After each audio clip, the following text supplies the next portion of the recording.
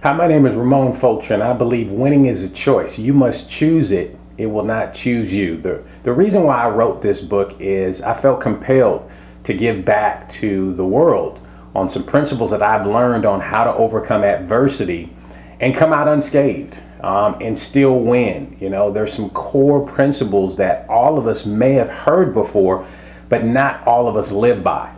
And that's one of the reasons why I wrote the book. Also, you know, I believe in not storing up your talents, you know, as the parable of the talents, as Jesus talked about in that very famous book, the Bible. And I felt as though some of the talents that I've learned, some of the philosophies I live by, I believe I should pass on to others so they can use them. And hopefully my goal is for them to have amazing success.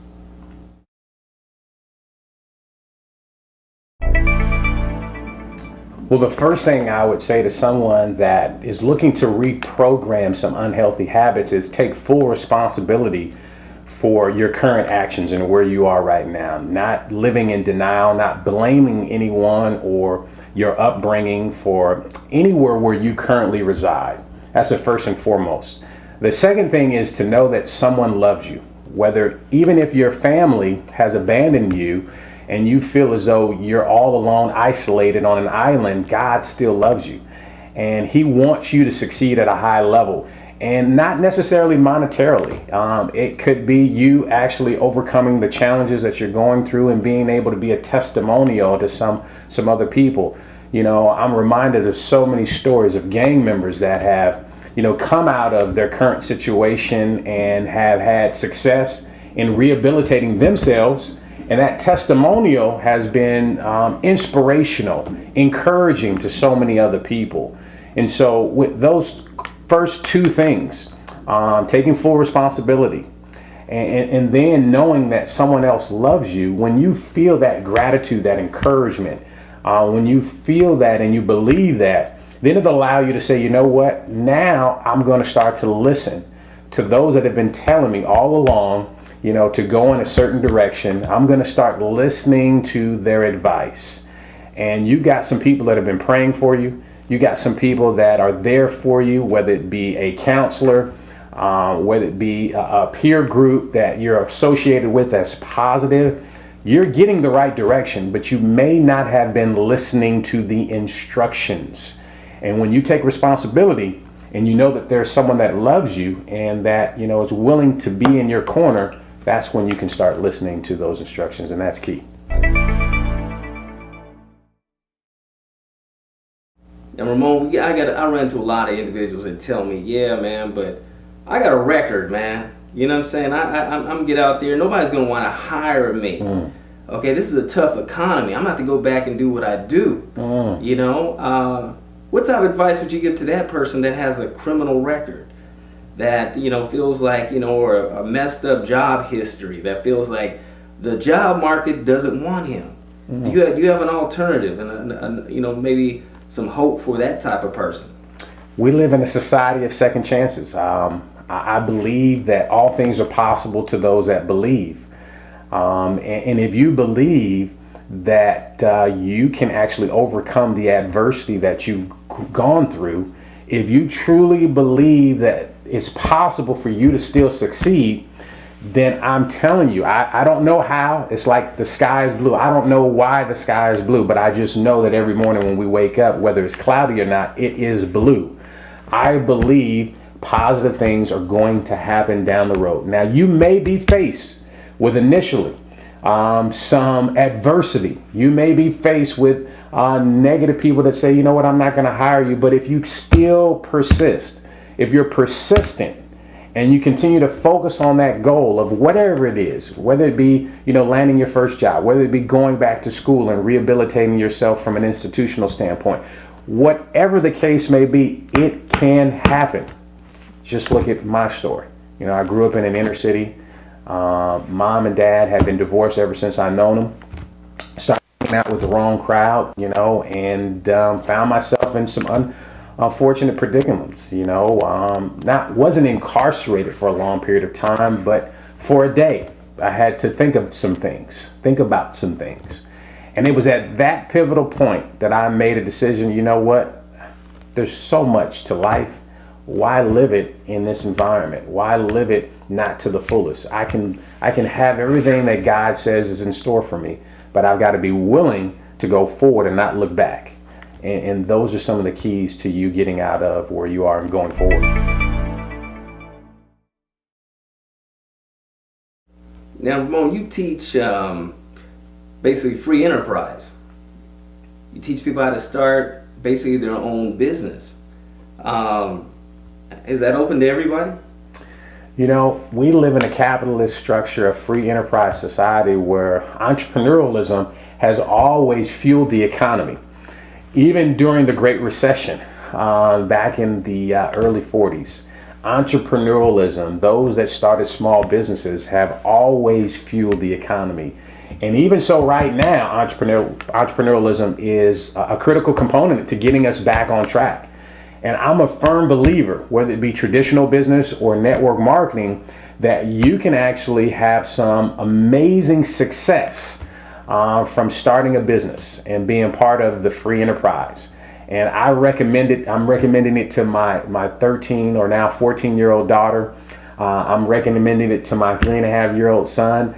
You're never too young or never too mature to start a business of any sort. And the reason being is our economy is driven off of small businesses. 70%, I think the statistic is 70% of businesses today are driven by small business. They make up 70% of the businesses out there in the world are small businesses and businesses that started from someone's idea.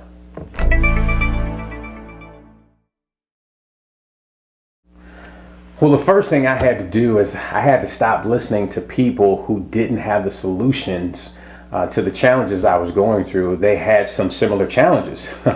They were broke. I had to stop listening to broke people because broke ideas will get you even broker.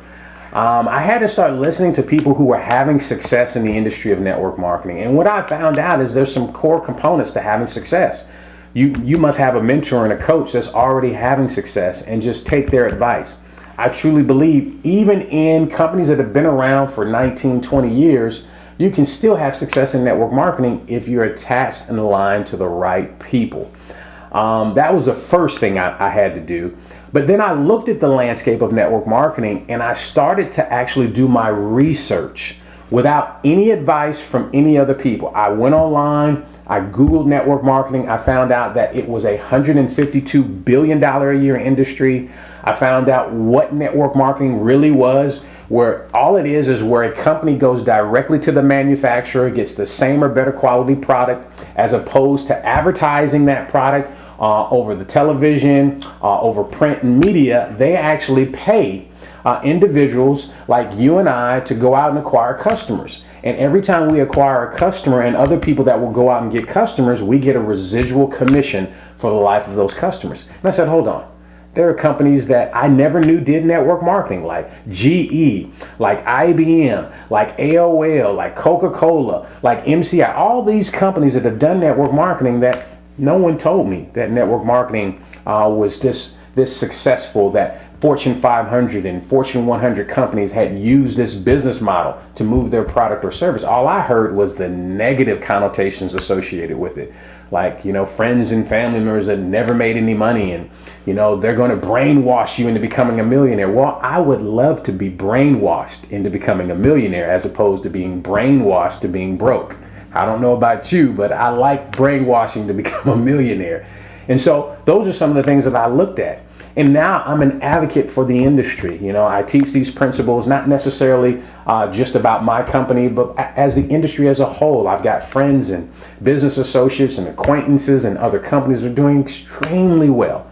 I've got a 19-year-old friend that's in another company that's a multi-millionaire, and I'm excited about his success. Why? Because he is another validation that the industry works, that working the 40-40 plan is not necessarily the destiny of everyone. You don't have to choose that route. And what do I mean 40-40-40 plan? Well, it's working 40 hours a week for 40 years of your life to retire on 40% less of what already wasn't enough to live off of. My father and mother chose that plan. One chose corporate America, One chose traditional business. Neither one of them had, at the age of 70, both of them are 70 now, neither one of them has enough pension, enough retirement to live off of. If it wasn't for network marketing, I don't know how they would actually coexist right now. That's why I teach these principles with so much passion, so much excitement, because they work. You know, if your family hasn't succeeded in corporate America, what makes you think that corporate America is going to necessarily work for you? I'm not saying quit your job. I'm not saying not find a job or go to school. I'm saying do that, but on a part-time basis, build your legacy. Work on some entrepreneurial venture. Do something of major magnitude. Work on your passion. If where you're at right now is not where you believe you should be, work on it. Put enough time into investing in you, and the fruits of your labor will come to fruition at some point in time. Well, some people say, well, I don't have enough money to go into business, Ramon. Starting a business is expensive, isn't it?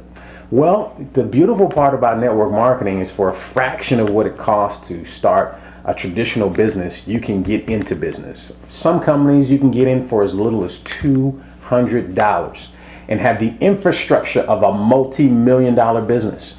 You have access to over 300 employees. You have access to print and media advertisements. You have access to a customized website that would have cost you thousands and thousands of dollars to get up and running.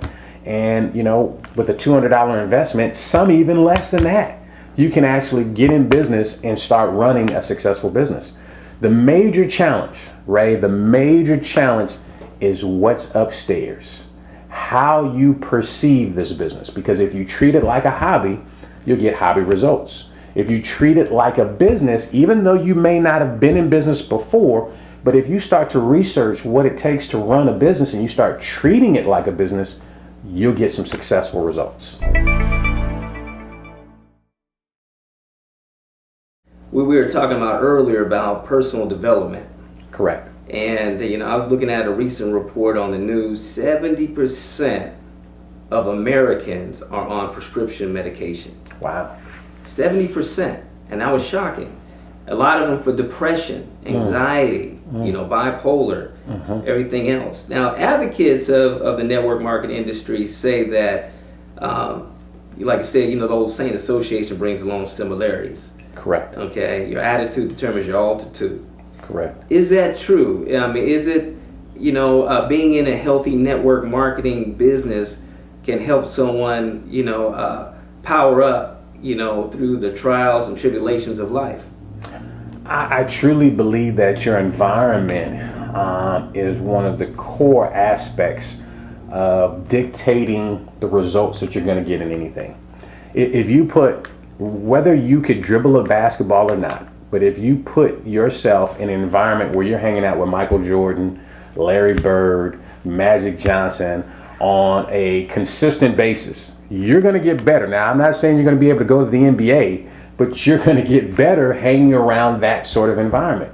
In network marketing, it is one of the only institutions where you can be sitting right beside a multi-millionaire and learn the principles that has made him or her as successful as they are. It's like being in a mastermind group of winners. And every single day that you can get into that environment, you'll get better. So the personal development is the core key to having success in anything. When you look at all the successful businessmen and women in this 21st century and how they've created concepts out of the thin air, so to speak, it seems like it. And some of them have never graduated from college. Some of them dropped out of college. And you look at their associations. You look at the people that they surrounded themselves with. You look at Oprah Winfrey and the major adversity she faced of being raped and, being raised outside of her immediate family, but still becoming a multi-billionaire in this capitalist structure. You say, how are they able to do that? Well, the first thing is their environment. And what network marketing allows you to do for little, sometimes no startup cost, initially to get started without coming out of your pocket. Initially, you can get in an environment with people who are having major success. Some are making thousands of dollars. Some are making tens of thousands of dollars, and some are making millions of dollars. And if you can stay in that environment and you're willing to grow, you're willing to shed off some old habits. And the key is consistently being in that environment. If you can do that, you'll start to have success. To what magnitude depends on how much time you pour into it. I'm an extremist. You know, when I was in the world, I was doing things that I had no business doing, but I did them very well. Now that I'm in network marketing and I'm a core advocate of it, I've poured my heart and soul into the industry, and it's produced some results, and some okay results. I'm very humbled to be in this position. Well, I grew up in San Jose in a middle class environment, and it was a very peaceful upbringing till about the age of 10, when my mom got hurt on her job and we were forced to move to Oakland, California, and live off of welfare, government assistance. And I went from, you know, having the basic necessities. Mom worked 2 jobs to make ends meet. My dad, he was there in the summertime, but the day-to-day lifestyle that we had, I was growing up without my dad. And, you know, it was an abrupt change, to put it lightly, to go from a middle class environment, a nice environment, great schools, had no worries in the world. You know, you could be out late at night and you wouldn't have to worry about your kids or worry about me, to an inner city environment that you didn't want to be out when the sun went down. Not unless you were involved in that activity. You wanted to be indoors. And I learned a lot about me. I learned a lot about, you know, overcoming adversity at such an early age, to where I knew that, you know, even whatever hand you're dealt, as long as you have God in your life, whether you have, you know, mother and father in your life, it can help. Don't get me wrong, it can help. But as long as you have God in your life, you will come out unscathed. You will actually be able to be a very success story to this capitalist environment that we live in, because God will allow you to go through any challenge and come out of it, you know. Now, how did God come into your life? It came into my life in San Jose. I was hanging out, and I remember it very distinctly. An evangelist came up to our door. My mom was at work, of course, and he asked me, did I know who Jesus was? And I said no. And he said, do you want to accept Jesus into your heart? And that group, I can't remember the name of the church, they came every Sunday and picked me up for service and took me to service and then brought me back home. And that was my first introduction. And at that point in time, I started to kind of seek out God. You know, I would go to... Why were you so open? Because, like, say, a lot of young people wouldn't be open like that. What made you open to them? I just felt that there was more to our existence than just us being here. That there was a greater purpose on our life. And, you know, I didn't know what, I didn't know who, I didn't know how, but I just felt something innately in us. There's a connection that we have to God. Whether we want to acknowledge it or not, we all have a connection to Him. And at different points in our life, He calls us. And hopefully you're listening, because sometimes His messages can be just sometimes distasteful to the average person, to put it lightly. But I felt there was a connection there. And I felt that He was calling me. And that's when I just was open to hearing. And I was not hanging around with a bad crowd, but not my immediate friends were believers. None of them were believers. And so every Sunday, instead of me going out and playing football with my good friend Eddie, I would go to service, because I had made that commitment. Once I do something, and this, I believe everybody has this ability. Once I do something, I'm disciplined enough to follow through. I believe everyone has the ability to be disciplined, but discipline takes effort. Now, where did that come from? Because a lot of people innately don't have that. How did you develop that? I just watched and observed other people who had success. My father being an entrepreneur for 30 plus years, I watched how disciplined he was to his craft. He was a flooring contractor, owned his own business. He was very disciplined and focused on, you know, achieving a level of success in that business. I watched my mom. Even though she wasn't working, you know, through the latter part of my life, she was disciplined on raising us a certain way. There were certain standards that she lived by. I watched, you know, sports help me develop discipline. A major part of my life, I played sports, football, basketball, and baseball. And I watched other top athletes who were disciplined to their craft. And then when I got a chance to play collegiate sports, I carried that discipline over to the college ranks, and I was able to play overseas. Some of the photos up there of, my jersey and me having a chance to play in the football game that I loved in an international environment. And then I carried that over to business. And so really my parents were my first mentors. And then a lot of people that I just saw having success. I'm a great person to observe others. I may not ask all the detailed questions, but I'll observe you and I'll watch what you do more so than what you say. And that's something that I can carry on and pass on to my kids and whoever wants to use that principle. Okay, so real life situation. You're in East Oakland. Yes, sir. Okay. Now you got some peers probably, surrounding that area that, probably were trying to pressure you to do a lot of wrong things. And some of you, like you say, you maybe succumb to at points, but how did you, resist it, eventually to move on to be successful? I didn't see a lot of them lasting long, Ray. Yeah, they had the flash, they had the bling, they had the cars, but every few years there would be a new group that would take their place. And I'm like, well, what happened to the old group? Well, they were either dead or in jail. And I said, that's not going to be my existence. That's not going to be my destiny. I'm not going to jail. I'm not staying in anybody's prison because it just didn't look comfortable to me. And so again, one of my traits is to observe. I observed at that time. I think the gentleman who was very popular was Little Daryl in East Oakland. We lived on 7868 MacArthur, and I would see at that time they had these two-tone Falcons that would go up and down the street, and the music would be playing very, very loud. And I would see him hanging out on the corner, and then I didn't see him hanging out on the corner anymore. And I inquired what happened to him, from some friends, and he's in jail. And I was like, that's not the environment that I want to be in. And so I just chose. I made the decision. And everybody has a decision to make. Even though if you're having peer pressure, even though if your parents are not in your life as you would like them to be, you have a choice to make.